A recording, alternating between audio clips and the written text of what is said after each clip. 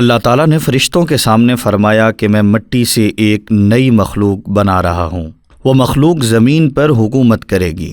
فرشتوں کو پہلے معلوم تھا کہ جنوں نے زمین میں فساد مچایا تھا، قتل و غارت کی تھی، سرکشی میں لگ گئے تھے، جس کا ذکر ہم گزشتہ قسط میں سن چکے ہیں۔ اس لیے اب فرشتوں نے اللہ رب العزت سے کہا اتجعل فیہا من یفسد فیہا ویسفک الدماء، یعنی اے ہمارے رب، کیا آپ ایسی مخلوق بنا رہے ہیں جو زمین میں دوبارہ قتل و غارت کرے گی، خون بہائے گی، جبکہ ہم تو آپ کی تسبیح بیان کرتے ہیں۔ یہ اللہ تعالیٰ کے فیصلے پر اعتراض نہیں کر رہے تھے، بلکہ وہ یہ جاننا چاہتے تھے کہ اس نئی مخلوق کو بنانے کی وجہ کیا تھی۔ اگر انہوں نے بھی وہی کام کرنا ہے، یعنی جنوں کی طرح فساد مچانا ہے اور قتل و غارت کرنا ہے، اصل میں وہ خود خوف زدہ تھے کہ ہم اللہ تعالیٰ کی تسبیح بیان کرتے ہیں لیکن پھر بھی اللہ تعالیٰ ایک نئی مخلوق بنا رہے ہیں، شاید اللہ تعالیٰ ہم سے خوش نہیں ہیں۔ اللہ تعالیٰ نے فرشتوں کے سامنے اس بات کی وضاحت نہیں کی، کیونکہ فرشتے جب تک اس بات کو خود نہ دیکھ لیتے وہ سمجھ نہ سکتے۔ اس لیے اللہ رب العزت نے صرف یہ فرمایا کہ انی اعلم ما لا تعلمون، میں وہ کچھ جانتا ہوں جو تم نہیں جانتے۔ اب عزازیل کو تجسس ہوا کہ اس مخلوق میں ایسا کیا ہے۔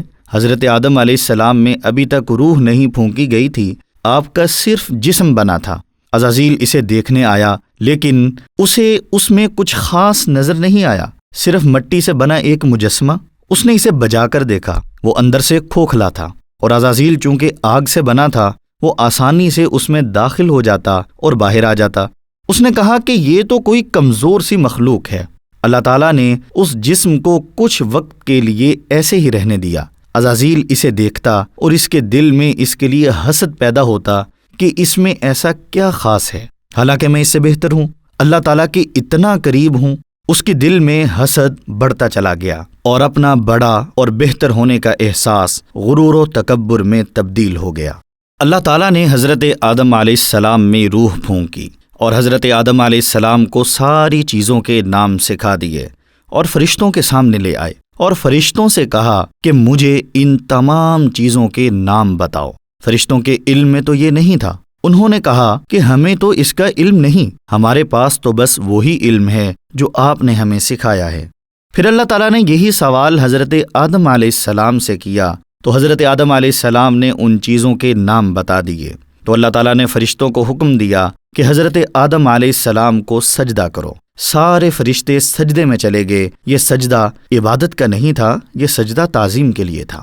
قرآن مجید نے اس کے لیے ایک لفظ استعمال کیا ہے فسجدوا، جس کا مطلب یہ ہے کہ وہ فوراً سجدے میں چلے گئے، الا ابلیس، مگر ابلیس کے۔ ابلیس نے سجدہ نہیں کیا۔ ابلیس سے مراد یہ وہی عزازیل ہے اور یہیں سے اسے یہ نام ابلیس ملا۔ ابلیس کا مطلب ہے کہ اللہ تعالیٰ کی رحمت سے مایوس۔